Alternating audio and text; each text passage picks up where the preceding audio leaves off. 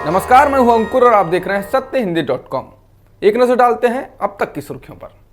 उत्तर प्रदेश विधानसभा चुनाव की तारीख के ऐलान के बाद पहली बार बिजनौर जिले में रैली संबोधित करने आ रहे प्रधानमंत्री नरेंद्र मोदी का दौरा रद्द हो गया। दौरा रद्द होने का कारण खराब मौसम बताया गया है। हालांकि पीएम मोदी ने रैली को फिर दिल्ली से ही वर्चुअल तरीके से संबोधित किया। पीएम मोदी द्वारा बिजनौर में रैली को रद्द करने के बाद आरएलडी प्रमुख जयंत चौधरी ने पीएम मोदी और बीजेपी पर मौसम को लेकर तंज कसा। उन्होंने ट्वीट कर बिजनौर में अच्छा मौसम होने का सबूत दिया। जयंत ने ट्वीट कर कहा कि बिजनौर में धूप खिल रही है, लेकिन भाजपा का मौसम खराब है। उन्होंने बिजनौर के मौसम से जुड़ी गूगल रिपोर्ट का हवाला भी दिया, जिसमें धूप खिली होने और तापमान 17 डिग्री सेल्सियस होने की बात कही गई है। राष्ट्रीय स्वयंसेवक संघ यानी आरएसएस हरिद्वार और छत्तीसगढ़ धर्म संसद में भड़काने वाली बयानबाजी पर बचाव की मुद्रा में आ गया है। आरएसएस के बड़े नेता इंद्रेश कुमार के बाद अब संघ प्रमुख मोहन भागवत ने भी सफाई पेश की है। आरएसएस प्रमुख मोहन भागवत ने रविवार को कहा था कि धर्म संसद के आयोजनों में दिए गए कथित अपमानजनक बयान हिंदू विचारधारा का प्रतिनिधित्व नहीं करते हैं। धर्म संसद के आयोजनों में कही गई बातों पर निराशा व्यक्त करते हुए भागवत ने कहा, धर्म संसद के आयोजनों में जो कुछ भी निकला वह हिंदू शब्द नहीं, हिंदू कर्म या हिंदू मन नहीं था। वह लोकमत मीडिया समूह के कार्यक्रम में बोल रहे थे। वहां विषय था हिंदुत्व और राष्ट्रीय एकता। उन्होंने कहा कि अगर मैं कभी गुस्से में कुछ कह दूं तो वो हिंदुत्व नहीं है। आरएसएस या हिंदुत्व का पालन करने वाले इस पर विश्वास नहीं करते हैं। केंद्रीय गृह मंत्री अमित शाह ने एआईएमएम प्रमुख असदुद्दीन ओवैसी से जेड श्रेणी की सुरक्षा पेशकश को स्वीकार करने का आग्रह किया। पिछले सप्ताह ओवैसी जब यूपी में चुनाव प्रचार कर लौट रहे थे तो उनकी कार पर गोलियां चलाई गई थी। उसके बाद केंद्र ने उन्हें जेड श्रेणी की सुरक्षा दी थी, लेकिन ओवैसी ने सुरक्षा लेने से इनकार कर दिया था और इसके बदले दोषियों पर कड़ी कार्रवाई करने को कहा था। ओवैसी पर गुरुवार शाम को उस वक्त हमला हुआ था जब वो मेरठ से दिल्ली के लिए लौट रहे थे। तब हापुड़ में उनकी कार पर फायरिंग हुई थी। राहुल गांधी के द्वारा पंजाब में कांग्रेस का सीएम पद का चेहरा चरणजीत सिंह चन्नी को घोषित किए जाने के बाद प्रदेश कांग्रेस अध्यक्ष नवजोत सिंह सिद्धू ने कहा है कि उन्होंने पंजाब मॉडल पार्टी को सौंप दिया है। इसको लागू करना चरणजीत सिंह चन्नी के हाथों में होगा। मीडिया से बात करते हुए सिद्धू ने कहा कि पंजाब मॉडल पूरे राज्य के लिए साझा किया गया है। इस पर मेरा कोई कॉपीराइट नहीं है। मैं लोगों के कल्याण को सुनिश्चित करना चाहता हूँ। कोई भी इसमें से कोई भी अच्छी बात उठा सकता है, मुझे कोई आपत्ति नहीं है। मैंने इसे पहले ही पार्टी को सौंप दिया है, लेकिन इसे लागू करने की शक्ति चरणजीत सिंह चन्नी के पास है। पंजाब कांग्रेस के पूर्व अध्यक्ष सुनील जाखड़ ने चन्नी को सीएम चेहरा बनाने के राहुल गांधी के फैसले का समर्थन किया है। उन्होंने ट्वीट कर कहा है, एक बेहद ही साधारण परिवार से आने वाले व्यक्ति को पंजाब का सीएम बनाना राहुल गांधी के राजनीतिक जीवन का सबसे शानदार फैसला था। ये दिखाता है कि राहुल गांधी कितने अच्छे फैसले लेते हैं। अब राहुल गांधी ने चन्नी को सीएम का चेहरा बनाकर फिर से उस बात को सही साबित किया।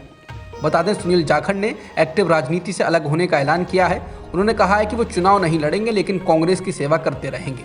मालूम हो, सुनील जाखड़ भी मुख्यमंत्री पद की रेस में थे। डेरा सच्चा सौदा प्रमुख गुरमीत राम रहीम सिंह, जो 2002 में अपने प्रबंधक की हत्या के लिए आजीवन कारावास की सजा काट रहा है और 2017 में 2 महिलाओं के बलात्कार के लिए भी दोषी ठहराया गया है, आज शाम हरियाणा के रोहतक जिले की सुनारिया जेल से बाहर आ सकता है।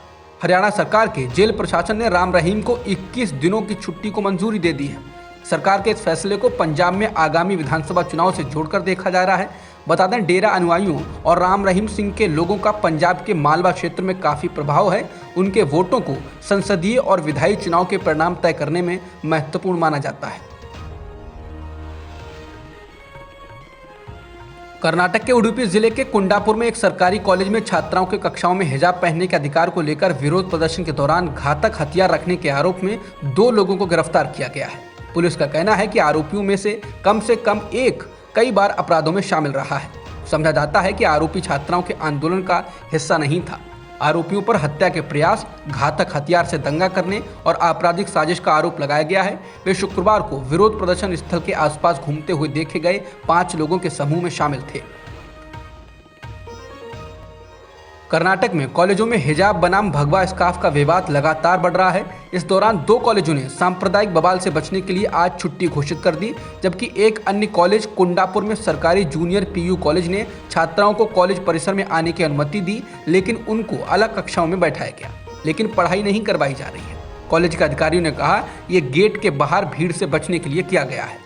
वहीं प्रिंसिपल ने जोर देकर कहा कि छात्र हिजाब हटाने के बाद ही कक्षाओं में आ सकते हैं, लेकिन छात्राएं इस बात पर अड़ी रहीं कि वो क्लास में अपना हिजाब नहीं उतारेंगी। इसके अलावा Kalavara Varadaraj M Shetty government first grade college Kundapur में हिजाब पहने छात्राओं को घर भेज दिया गया। वाइस प्रिंसिपल उषा देवी ने कहा, हमने छात्राओं को घर वापस भेज दिया। हमने उन्हें हिजाब के बिना कक्षाओं में प्रवेश करने की सलाह दी थी, उन्होंने मना कर दिया, इसलिए हमने उन्हें जाने के लिए कह दिया। हमने उनसे कल हाईकोर्ट के आदेश की प्रतीक्षा करने का भी अनुरोध किया है। अभिनेता अक्षय कुमार उत्तराखंड के ब्रांड एम्बेसडर बन गए हैं। समाचार एजेंसी ANI के मुताबिक मुख्यमंत्री पुष्कर सिंह धामी ने कहा कि हमने अक्षय कुमार को एक प्रस्ताव दिया था, उन्होंने इसे स्वीकार कर लिया है। वो उत्तराखंड के ब्रांड एम्बेसडर के रूप में काम करेंगे।